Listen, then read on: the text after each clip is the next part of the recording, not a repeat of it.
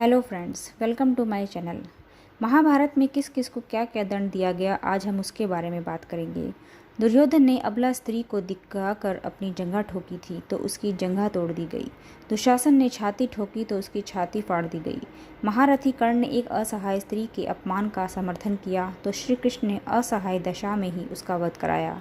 भीष्म ने यदि प्रतिज्ञा में बंधकर एक स्त्री के अपमान को देखने और सहन करने का पाप किया तो असंख्य तीरों में बिंद कर अपने पूरे कुल को एक एक कर मरते हुए भी देखा। भारत का कोई भी बुजुर्ग अपने सामने अपने बच्चों को मरते देखना नहीं चाहता, पर भीष्म अपने सामने 4 पीढ़ियों को मरते देखते रहे। जब तक सब देख नहीं लिया तब तक मर भी न सके, यही उनका दंड था। धृतराष्ट्र का दोष था पुत्र मोह, तो 100 पुत्रों के शव को कंधा देने का दंड मिला उन्हें।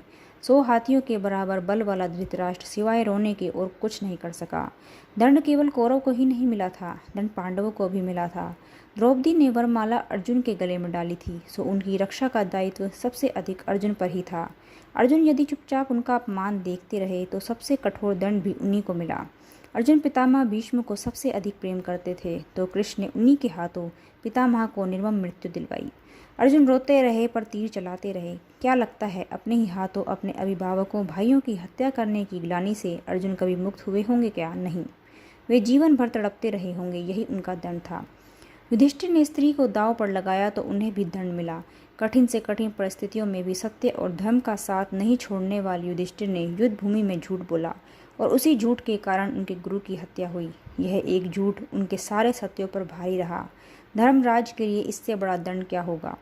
दुर्योधन को गदा युद्ध सिखाया था स्वयं बलराम ने। एक अधर्मी को गदा युद्ध की शिक्षा देने का दंड बलराम को भी मिला। उनके सामने उनके प्रिय दुर्योधन का वध हुआ और वे चाह कर भी कुछ न कर सके। उस युग में 2 योद्धा ऐसे थे जो अकेले सबको दंड दे सकते थे, कृष्ण और बर्बरीक। पर कृष्ण ने ऐसे कुकर्मियों के विरुद्ध शस्त्र उठाने तक से इनकार कर दिया और बर्बरीक को युद्ध में उतरने से ही रोक दिया। लोग पूछते हैं बर्बरीक का वध क्यों हुआ। यदि बर्बरीक का वध नहीं हुआ होता तो द्रौपदी के अपराधियों को यथोचित दंड नहीं मिल पाता। कृष्ण युद्ध भूमि में विजय और पराजय तय करने के लिए नहीं उतरे थे, कृष्ण के अपराधियों को दंड दिलाने के लिए उतरे थे।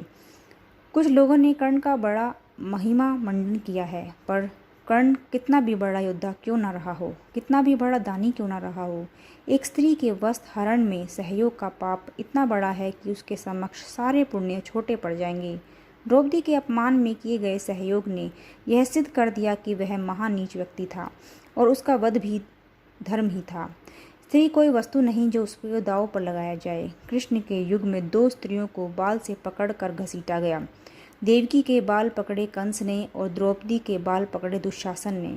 श्री कृष्ण ने स्वयं दोनों के अपराधियों का समूल नाश किया। किसी स्त्री के अपमान का दंड अपराधी के समूल नाश से ही पूरा होता है, भले ही वह अपराधी विश्व का सबसे शक्तिशाली व्यक्ति ही क्यों ना हो। आशा है आपको ये मेरी विस्तार पूर्वक वर्णन अच्छा लगा होगा। मैं आपके लिए ऐसी ही अच्छी चीज़ें आपके सामने कहानियाँ प्रस्तुत करती रहूँगी। तब तक के लिए stay safe, stay healthy, stay connected.